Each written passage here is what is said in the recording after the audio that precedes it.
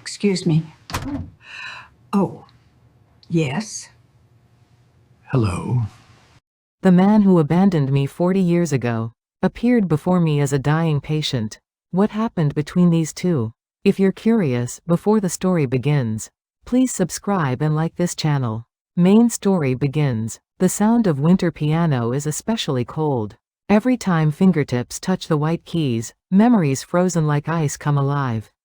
60 years old, deep wrinkles of time are etched on my face in the mirror. But these fingertips still hold the trembling of 23 years old.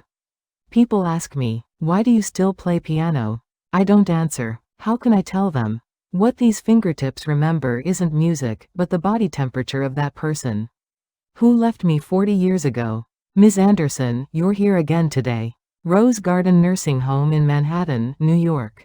True to its elegant name, this was a place where wealthy elderly prepared for their final days. I come here every Wednesday for volunteer music performances. It's been 3 years now. Yes, Nurse Thompson. How are the patients today? Most are doing well. Oh, by the way, we have a new admission today. Nurse Sarah handed me the patient list. I habitually scanned the list. Room 301 Margaret Chen. Room 305 Robert Martinez. Room 310 Dorothy Williams. And Room 403. My hand stopped. The fingertips holding the paper turned white. Room 403 William Carter. Ms. Anderson, are you okay? Nurse Sarah's voice sounded distant. The moment I saw that name, that day from 40 years ago flashed before my eyes. Spring 1985, New York City. Lily, you're performing your graduation recital today. Nervous? Yeah, super nervous. Before graduating from Juilliard, I had my first solo recital at a major concert hall. That day, he was sitting in the front row. William Carter, Harvard Law School senior, 6 feet tall with a slender build, always wearing that confident smile.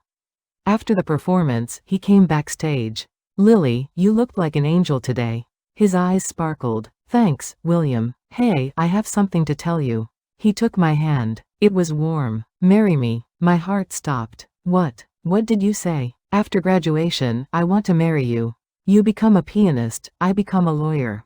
Let's live an amazing life together. That night, we crossed the line for the first time. And a month later, I discovered I was pregnant. June 1985. William, I need to tell you something.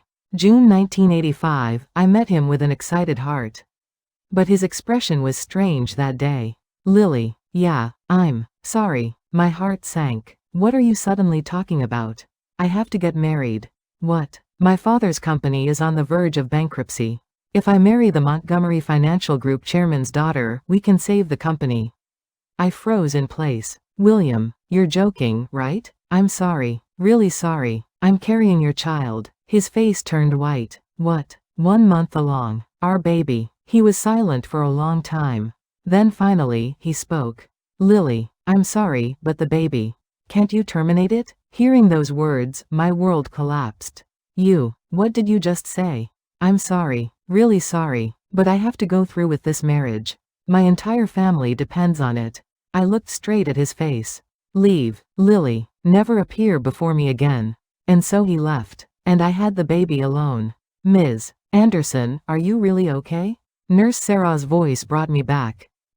Sorry, I'm fine. Mr. Carter in room 403 was just admitted today.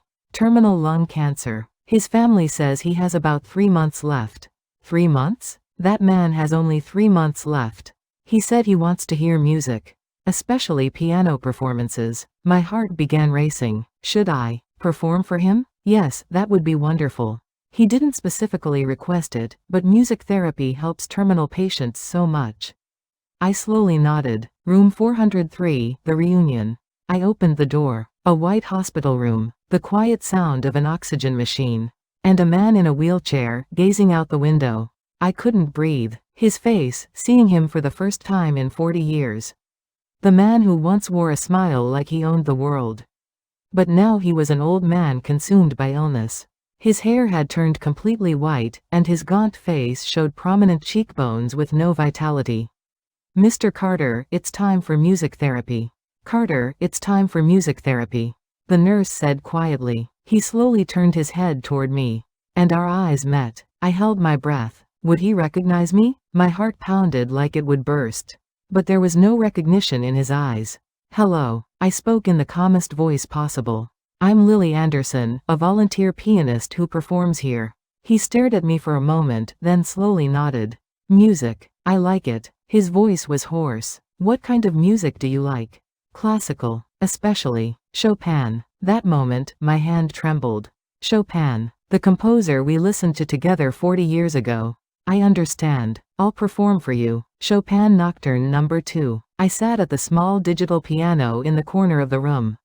My fingertips rested on the keys. And the performance began. Chopin Nocturne No. 2. This was the piece he spoke of on our last night together. Lily, I want to fall asleep with you to this piece. He said it with a smile back then. But he abandoned me, and I played this piece alone while crying. The first note flowed out. And in that moment, he closed his eyes. Peace settled on his face. I continued playing, holding back tears. A teardrop fell onto the keys. During the music, I recalled that night 40 years ago. William, what will happen to us? Don't worry. We'll be happy. Lies. Everything was a lie. The performance ended. He slowly opened his eyes.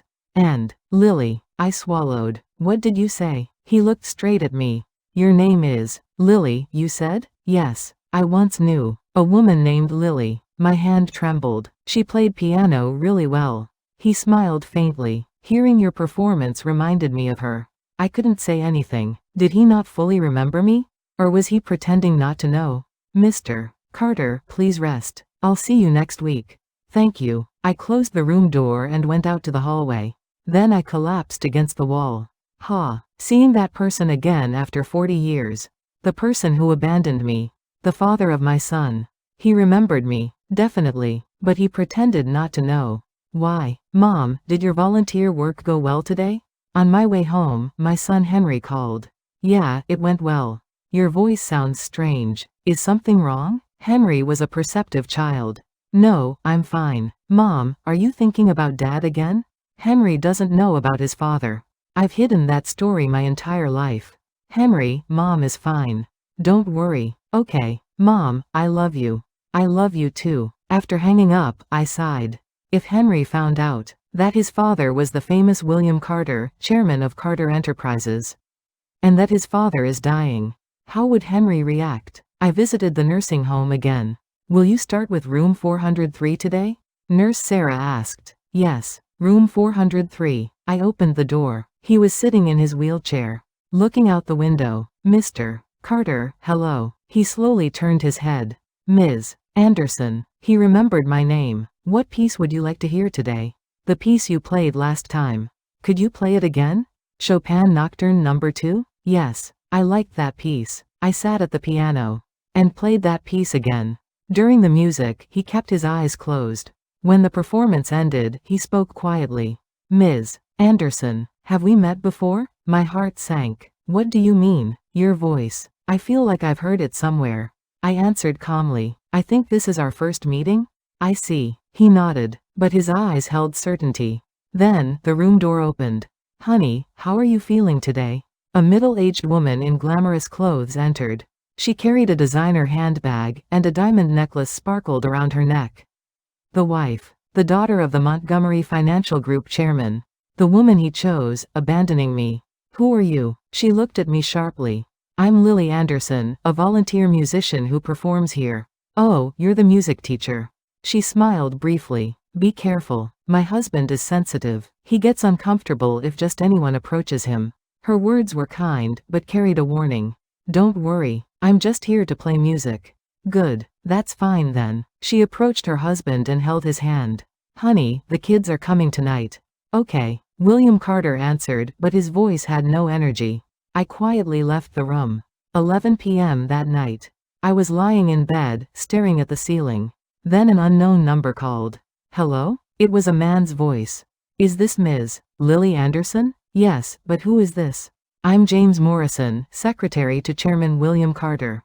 My heart raced. The chairman is looking for you. Now? Yes, could you come to the nursing home right away? I hesitated for a moment. What's this about? It would be better if you came to hear it yourself. 11:50 p.m. I hurried to the nursing home. Walking through the empty hallway, I stood before room 403. I opened the door. He was sitting on the bed, wearing an oxygen mask. You came. His voice was weaker. You called, so I came. What's this about? He looked straight at me. Lily, let's stop pretending. My heart stopped. I know everything. He spoke slowly. That it's you. I knew from the beginning. Tears welled up. Since when? From the first moment. You walked in. He smiled sadly. Even after 40 years, I could never forget the sound of your piano. And your voice. He held my hand. It still had warmth, but the hand smelled of death. Lily, I'm sorry. What good does that do now? I said coldly. You should have said this 40 years ago. I know. He shed tears. I never forgot you. Not for a moment in my entire life. Don't say that. Lily, can I ask you one thing? What? The baby. Did you have it? My breath stopped. He looked at my face desperately. You said you were pregnant. That baby. Did you have it? I slowly nodded. I had him. His eyes widened. Really? Henry. His name is Henry Anderson. Henry. He repeated the name. How old is he? 39 years old. He teaches music at a university now. Music. He smiled. He takes after you. He's a much warmer person than you. I shot back. He couldn't say anything. Lily, if you have nothing more to say, I'm leaving. Wait. He grabbed my hand. Please, stay just a little longer. His voice trembled. I don't have long to live. I know. Terminal lung cancer. 3 months? No, less than 2 months now. He smiled sadly. That's why I came here. To end it quietly, without anyone knowing. Doesn't your family know? My wife knows, but I'm hiding it from the kids. Why? I don't want them to see me dying. He sighed. Lily, I've lived my whole life with regret. I shouldn't have left you that day. But you did. I was a coward, crushed by the responsibility to protect my family, the company. I abandoned what was most precious. Tears streamed from his eyes. I loved you my entire life. That's a lie. It's the truth. He gripped my hand tightly. I married another woman, but every night I dreamed of you. You're playing piano, your smile. Stop it. Lily, I'm sorry. Really sorry. I couldn't hold back my tears. Do you know how hard it was for me because of you? I know. Having the baby alone, raising him alone, being pointed at by society. I'm sorry. Really sorry. You lived as a rich man, but I barely survived as a piano academy instructor. My voice rose. And now you say you loved me? What does that even mean? It means nothing at all. He bowed his head, but I still wanted to say it. Before I die, I had to tell you. Silence fell. Lily, please grant me one wish. What wish? Henry, I want to see him. Just once. I shook my head. No, please. It's better for Henry not to know you. But I'm his father. You don't have the right to be a father. My words left him speechless. Someone who took no responsibility has no right to be a father. I'm sorry. He nodded. Then, promise me just this. What? When I die, give Henry this letter. He pulled a white envelope from under his pillow. This letter contains my heart. The truths he needs to know. I hesitated. Please take it. Finally, I accepted the letter. Lily, can I ask one more thing? What? Play piano for me, every day until I die. Come and play every day. That's my last wish. I hesitated for a long time. Then nodded. Okay, I'll come every day. A smile spread across his face. Thank you. Really, thank you. I sat at the piano and played Chopin Nocturne No. 2 again. During the music, he closed his eyes peacefully. Lily, yes, you're still beautiful. I didn't answer. I just continued playing, wiping the tears that fell onto the keys. That night, I returned home and looked in the mirror. My 60-year-old face. Beautiful? I smiled sadly. The white envelope in my pocket felt heavy. The letter left for Henry. What words did it contain? Then the nursing home called again.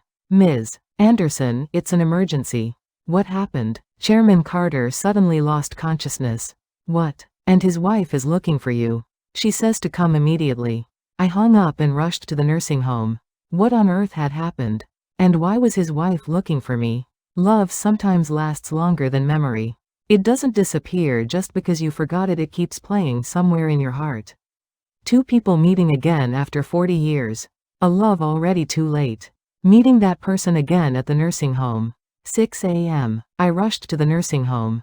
Room 403. Several people had gathered. Ms. Anderson, over here. Nurse Sarah spotted me and gestured. Inside the room, William Carter lay with an oxygen mask, surrounded by various medical equipment. Pulse dropping, blood pressure 7040. Doctors moved busily, and beside the bed stood his wife. Are you Lily Anderson? She looked straight at me. Yes, but, follow me, we need to talk. Her voice was cold, but trembling somewhere beneath. Empty cafeteria. She took a sip of coffee and looked at me. Lily Anderson, or may I call you Lily? Yes, my husband kept calling your name last night. I swallowed, but his voice was so desperate. Like you were the last person he absolutely had to see. She pulled an old photograph from her bag. This person, it's you, isn't it? In the photo, 23-year-old me sat at a piano, smiling. Where did you get this? I found it in my husband's office safe. He's kept this photo for 40 years. Her hand trembled. I've known for 30 years of marriage that my husband loved another woman. But I didn't know who. Not her name, not her face. She looked straight at me. But then you appeared, and my husband changed. What do you mean? For the first time, my husband smiled. With a genuinely happy expression. Tears formed in her eyes. In 30 years, I've never once seen my husband look at me that way. I couldn't say anything. Lily, can I ask you honestly? Yes. You loved my husband, didn't you? My heart sank. It was 40 years ago. And now, I couldn't answer. I thought so. She smiled sadly. I know too. That love doesn't disappear just because time passes. Please, don't misunderstand. I'm not misunderstanding. She placed a document envelope on the table. What is this? It's a will. My husband drafted it 2 weeks ago. A will. Open it. With trembling hands, I opened the envelope. And the moment I saw the contents, I couldn't breathe. Estate distribution. 30% of total assets to be inherited by Henry Anderson. What is this? Henry Anderson. That's your son, isn't it? I looked at her. My husband already knew that you have a son and that he's his biological child. Since when? For 10 years. 10 years ago, my husband happened to attend a music conference. She continued slowly. That day, the speaker list included Professor Henry Anderson. When my husband saw that name, he said something felt strange. So he went to the conference himself. And when he saw Professor Henry Anderson on stage, he was shocked. Why? He looked too much like himself in his youth. She pulled out another photo. 25-year-old William Carter's photo. When she placed it next to Henry's photo, they were identical. She smiled bitterly. After that day, my husband hired a private detective. No way. Henry Anderson's mother, Lily Anderson. Born 1962. Juilliard School of Music, piano major. Single mother, gave birth to son in 1986. And, she looked straight at me. Dated William Carter in 1985. Everything was exposed. Why didn't you say anything? Why? I asked. Would saying it have changed anything? She wiped her tears. I was born as the Montgomery Financial Group chairman's daughter. And I married Carter through an arranged marriage. There was no love, not from the start, but I came to love him. Her voice trembled. For 30 years I tried to be a good wife. Had 2 sons, managed the household perfectly. But he never once told me he loved me. She sobbed. But when you appeared, he changed. His eyes came alive. I'm sorry, really sorry. I don't need an apology. She shook her head. I know too, that love isn't something you can choose. But why are you telling me this? I have a favor to ask. She spoke seriously. When my husband dies, follow this will and give Henry his inheritance. But, our 2 sons have already received enough. Company shares, real estate, everything. But Henry has received nothing. Neither his father's love nor material support. She pushed the will toward me. This is my husband's final responsibility. And my atonement. Atonement? I monopolized my husband for 30 years. I took him from you and Henry. She bowed her head. So please, at least accept this. Then a nurse came running. Ma'am, the chairman has woken up. We rushed to the room. William Carter. His eyes were open. Honey. His wife held his hand. But William Carter didn't look at his wife. He looked for me. Lily. Yes, I'm here. I approached the bedside. Sorry for worrying you. It's okay. You're okay now, right? No, Mr. Carter. The doctor spoke quietly. He probably won't make it past this week. It was a shock. 1 week. He had only 1 week left. Lily, yes. The letter I gave you yesterday. Yes, I have it. Please, make sure Henry gets it. I will. Then he looked at his wife. Honey, I'm sorry for not being a good husband for 30 years. Tears streamed from his wife's eyes. No, you were good enough. That's a lie. William Carter smiled bitterly. I never truly loved you. Not once. Honey, I'm sorry, but this is the truth. The room fell silent at his words. I loved another woman my entire life. William Carter looked at me. This person, Mr. Carter. Lily, I'm sorry. I should have said this 40 years ago. He held my hand. I love you. 40 years ago and now. Every night I dreamed of you. You playing piano. You smiling. His voice trembled. On my wedding day, when my first son was born, when the company succeeded. I was never happy. Not once. Because you weren't beside me. I couldn't hold back my tears. You idiot. Why are you saying this now? It's too late. Way too late. I know everything. He squeezed my hand tightly.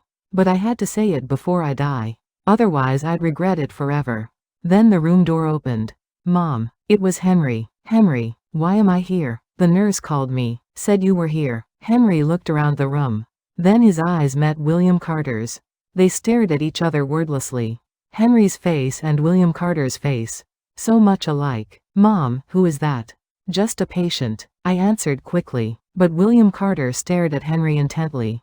Henry, was it? Yes. You're a music professor? How do you know? I've heard about you. The young genius professor. William Carter smiled. You must have inherited your mother's musical talent. Henry tilted his head. Do you know my mother? We knew each other. Briefly, long ago. Then the door opened again. Father. 2 men entered. William Carter's sons. Richard Carter, Michael Carter. Father, we heard you collapsed. I'm fine. Don't worry. Richard looked around the room and spotted Henry. Who are you? I'm just the volunteer musician's son. I answered quickly. I see. Richard looked suspicious but didn't ask further. Mom, let's go. Henry took my arm. Okay. We left the room. Mom, who are those people? Henry asked. The patient's family. But why do they keep looking at me strangely? You're imagining it, Mom. Henry looked at me seriously. Is there some relationship between you and that patient? No, you're lying. I can tell from your expression. I sighed. Henry, I'll tell you later. When is later? Soon. From that day on, I visited the nursing home every day. William Carter grew weaker day by day. Monday. Lily, will you play Schubert today? Tuesday. What was Henry like as a child? Wednesday. Could I have been a good father? Thursday. It hurts so much, but being next to you makes it bearable. Friday. Lily, thank you for being with me at the end. Saturday. I think there's not much time left. Sunday. William Carter could no longer speak. Sunday evening. The doctor spoke quietly. He probably won't make it through the night. All the family gathered. His wife, 2 sons. And Henry and I were there too. Mom, why are we here? To say a final goodbye. William Carter lay relying on the oxygen mask, breathing laboriously. Ms. Anderson, his wife called me. Would you play piano one last time? Yes. I sat at the piano and played Chopin Nocturne No. 2 for the last time. During the music, peace settled on William Carter's face. He smiled faintly, and when the last note ended, his breathing stopped too. Mr. Carter, father, people's cries, but I just kept my hands on the keys, quietly shedding tears. A 3-day funeral was held. Many people came. Will reading day. The family gathered as the lawyer read the will. I will announce the estate distribution. Mrs. Catherine Montgomery Carter 20%. Eldest son Richard Carter 25%. Second son Michael Carter 25%.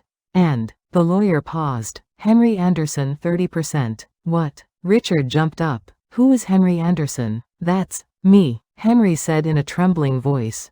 You're Henry Anderson? Richard glared at Henry. Why are you getting our father's inheritance? I don't know either. Lawyer, what is this?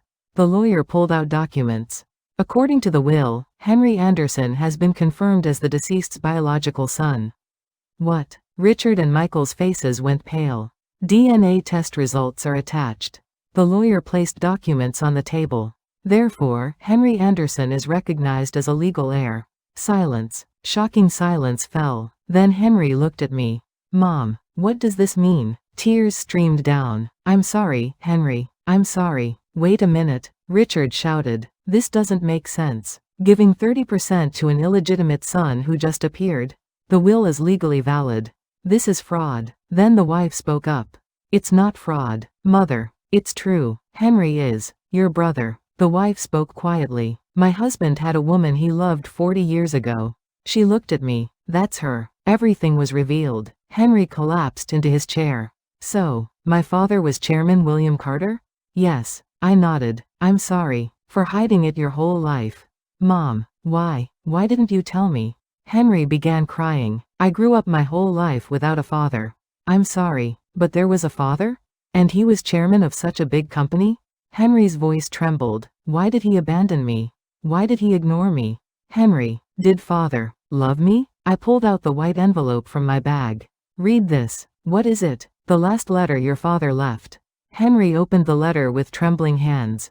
To my beloved son Henry. If you're reading this, I've already left this world. I'm sorry for never being a father. For never being by your side. But know this, I never forgot you, not for a single day. 10 years ago at a music conference, when I first saw you, I cried.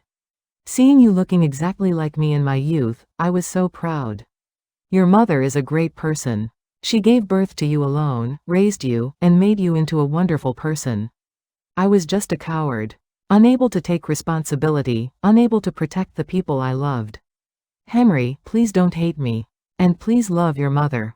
Use the inheritance as you wish. This is the last responsibility I can take. I loved you my entire life. Your father, William Carter. After reading the letter, Henry was silent for a long time. Then, why only now? Henry burst into tears. Why didn't you tell me while you were alive?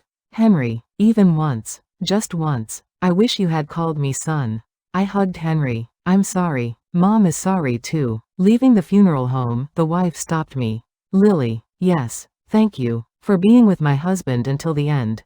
And I'm sorry for monopolizing him for 30 years. No, it should be me. Now take good care of Henry. She smiled. That child needs you. But it wasn't over. The next day, I received a call from Richard Carter. Lily Anderson, let's meet and talk. What about? We can invalidate the will. What? We have evidence that my father was blackmailed by you. My heart stopped. What are you? See you in court in 3 days.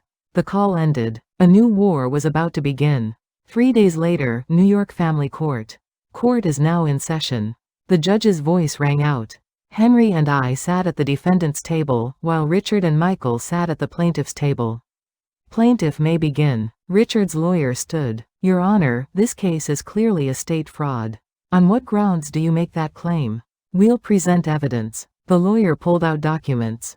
Defendant Lily Anderson has a history of blackmailing and extorting money from the deceased 40 years ago. That's a lie. I jumped up. Order. Defendant, sit down. The judge warned. Present your evidence. The lawyer held up an old letter. This is a letter Lily Anderson sent to the deceased in December 1985. My heart raced. December 1985. That was when I learned I was pregnant and asked him for help one last time. The 40-year-old letter. The lawyer began reading the letter. William, this is Lily. I never thought I'd have to write to you like this. I'm really struggling right now. I'm pregnant with your baby. I have no money for hospital bills, no home. My parents disowned me. William, please help me. I need money. I want to have the baby. I want to keep our baby. Please lend me $500,000. I'll pay you back later. Lily. The reading ended. The courtroom was quiet. As you can see, the defendant has been demanding money from the deceased since 40 years ago. The lawyer continued. And recently, she took advantage of the deceased's weakened state from terminal lung cancer and coerced him into the will. It's not like that, I said in a trembling voice. Then what is it? I just asked for help. It wasn't blackmail. But you received money, didn't you? I did. $200,000. See, there was a financial transaction. Richard shouted. Then Henry jumped up. Your Honor, I have something to say. You're the defendant's son? Please speak. I will renounce the inheritance. What? Everyone stared at Henry in shock. Henry, what are you saying? I grabbed Henry's arm. Mom, it's okay. Henry spoke calmly. I've lived well for 39 years without a father. And I can continue to live well. But I don't need the inheritance. Henry looked at Richard. But there's one thing I want. What? An apology. An apology? Apologize to my mother. To the woman who struggled alone for 40 years raising me. Henry's voice trembled. And apologize to my father. For not respecting his wish to see his son before he died. The courtroom fell silent. Richard was speechless for a long time. Then, I'm sorry. He bowed his head. Actually, I knew. What did you know? Michael looked at his brother. That father loved another woman his whole life. Richard's voice trembled. I've felt it since I was young. That father's eyes were cold when he looked at us. Brother, father never truly loved us. Richard cried. So I was angry. Why weren't we loved? But then you appeared. The woman father truly loved and the son. Richard looked at us. I was jealous. So angry. Mr. Carter. Henry spoke quietly. I didn't receive my father's love either. Not once in 39 years. So we're in the same situation. Henry extended his hand. Let's stop fighting now. Father has already passed away. Richard looked at Henry's hand. Then slowly took it. Yeah. The judge put down his documents. This is truly a complex and sad case. However, legally speaking, the deceased's will was properly executed. Your Honor. Richard's lawyer protested. However, the judge continued. Since defendant Henry Anderson has expressed his intention to renounce the inheritance, respecting that, the estate will go to the plaintiffs. Thank you, Your Honor. Richard's lawyer bowed. However, the judge looked straight at Richard. The plaintiff must formally apologize to the defendants for defaming them with false evidence. Yes. Richard nodded. Court is adjourned. Bang. The judge struck the gavel. On the way out of the courthouse, Richard stopped us. Lily Anderson, Henry. Yes. I sincerely apologize. He bowed deeply. I'm sorry for troubling you with false evidence. It's okay. I said. You're a victim too. Thank you. Richard looked at Henry. Henry, are you really renouncing the inheritance? Yes. Why? It's legally your right. There's something more important than rights. Henry smiled. My mother's honor. And my father's honor. I don't want to taint it with money. My mother and father's love. Richard couldn't say anything to Henry's words. That afternoon, Richard, Michael, Henry, and I. The four of us sat in a quiet cafe. What kind of person was father? Henry asked carefully. Richard thought for a moment, then spoke. He was strict. Didn't express emotions well. But, Michael continued, sometimes, very rarely, he'd stare out the window in a daze. When he did that, father's expression, Richard said, looked really sad. Looking back now, I think father was thinking about you too then. Richard looked at us. About Lily Anderson and Henry. I held back tears. By the way, this. Michael pulled out an old notebook from his bag. I found this while sorting father's belongings. It seems to be a diary. A diary? Yes, when I read it, most of it was about Lily Anderson. Michael placed the diary in front of me. I thought you should have it, so I brought it. I opened the diary with trembling hands. June 15, 1985. Today I let Lily go. My heart felt torn apart. But I had no choice. I had to protect my family, the company. I'm sorry, Lily. I think I'll be sorry for the rest of my life. March 2, 1986. I heard Lily had the baby. A son, they say. I want to see him. How much does he look like me? May 20, 1995. It's my 10th wedding anniversary. But I'm not happy. Every night I dream of Lily. I hear her piano. September 10, 2015. Today I saw Henry at a music conference. My son. He looked so much like me. Like my younger self. I wanted to cry, but I held it in. I'm sorry, son, for not being able to call you father. January 5, 2025. I was diagnosed with lung cancer. They say I don't have long. I want to see Lily one last time. I want to ask for forgiveness. And I want to tell Henry that his father loved him. Reading the diary, I kept crying. Henry read it too, and cried for a long time. Father loved me, yes, my whole life. He was thinking of me. Henry hugged the diary to his chest. Mom, I think I understand now. What? Why father left me the inheritance. It wasn't the inheritance. It was love he left. Henry smiled. The message, I loved you. I hugged Henry tightly. Henry. Richard extended his hand to Henry.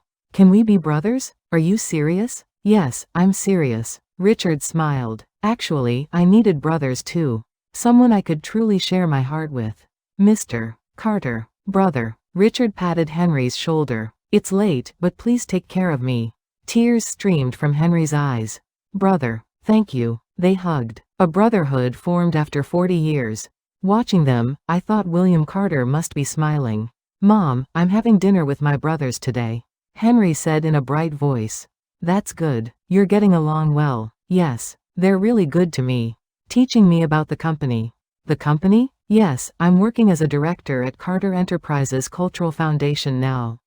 Really? Richard suggested it. Said since I majored in music, I should handle cultural projects. Henry said excitedly. Mom, I feel like I really have brothers now. That's wonderful. I smiled warmly. Ms. Anderson. Nurse Sarah greeted me warmly. You came to volunteer again today? Yes, I promised to come every week. I still volunteered music performances at the nursing home. Room 403. A different patient is there now. But every time I pass this room, I think of William Carter. I sat at the piano and began playing Chopin Nocturne No. 2, our song. During the music, I felt peaceful. After the performance, Catherine Montgomery Carter visited me. William Carter's former wife. Mrs. Carter, what brings you here? Just came to say hello. She smiled. How have you been? I'm doing well. And you? Me too. I've started volunteer work recently. Volunteer work? Yes, helping single mothers.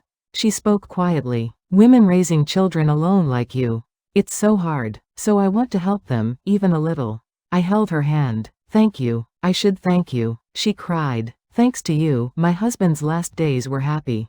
And I feel free now too. I don't have to try so hard to earn my husband's love anymore.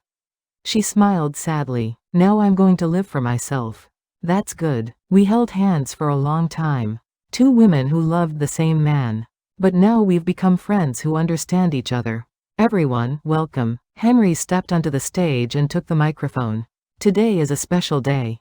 It's the first anniversary memorial concert for my father, Chairman William Carter. Many people sat in the audience.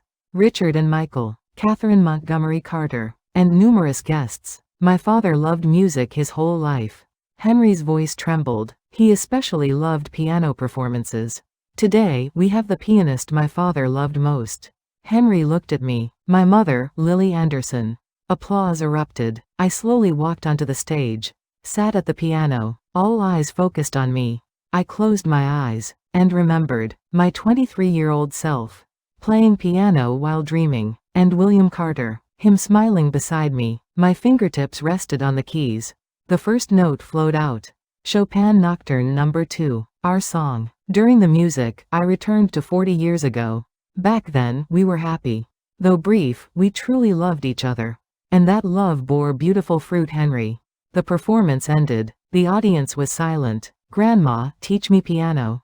6-year-old granddaughter Emma Carter tugged at my hand. Okay, Grandma will teach you. I placed Emma on my lap. Mom, Emma's bothering Grandma again. Henry came from the kitchen. It's fine. She's adorable. Mom, I have to go to work. Okay, have a good day. Henry married 8 years ago. His wife was a fellow university professor, kind and warm. And they had Emma. Emma, what's this key? C. Good. Then this? D. Emma's laughter filled the house. I'm happy. True happiness found after 40 years. Today I visited the nursing home again. In front of room 403. Where William Carter used to be. I paused briefly. Ms. Anderson, you came again today. Nurse Sarah smiled. Yes, I come every week. The patients are so happy because of you. I'm happier. I sat at the piano and began playing Chopin Nocturne No. 2. As always, during the music, I felt him smiling beside me. We're doing well, William. I whispered in my heart. We're all doing well. After the performance, I pulled out an old photo from my bag. 23-year-old me sitting at the piano, smiling. And William Carter standing beside me. On the back of the photo was writing, May 14, 1985, Lily and William's beginning. I held the photo to my chest. Thank you, William, for giving me music, giving me Henry, and teaching me love. Though we couldn't be together, you were the most important person in my life. I kissed the photo, then put it back in my wallet. Love is sometimes imperfect, unrealized, unable to be together, leaving only wounds. But despite that, love makes us grow. Stronger, warmer, wiser. And sometimes the wounds love leaves make us into more beautiful people. Lily Anderson and William Carter's love began as tragedy, but ultimately ended as a blessing through Henry and through forgiveness and reconciliation. Isn't this what true love is? 20 years later, Grandma, who's in this photo? Emma, now in her 20s, asked. I'm now in my 80s. Grandma's first love. Wow, he's handsome. Is he Grandpa? No, not Grandpa. Then? He was the most important person in Grandma's life. I caressed the photo. Emma, shall Grandma teach you piano? Yes. Emma sat at the piano. What's this piece? Chopin Nocturne No. 2. It looks difficult. It's okay, you'll learn slowly. I placed Emma's hands on the keys. The first note flowed out. And I smiled. William, are you watching? Our granddaughter is playing the piece you loved. Music continues. Across generations, across time, beyond love. Forever. Love doesn't end. Only its form changes. From lovers to memories, from memories to music, from music to the next generation. That's how love continues eternally. The story of two people who met again after 40 years. An impossible love, but that love wasn't in vain. It bore a beautiful son named Henry, and ultimately everyone reconciled and forgave. Isn't this the real happy ending? Thank you for staying with this story until the end. I hope your life is filled with beautiful love and forgiveness. Subscribe, like, and turn on notifications. Your interest creates the next story. While writing this story, I realized there is no perfect love, but imperfect love can be beautiful enough. What matters is the fact that you loved. I support your love too. Thank you. The end.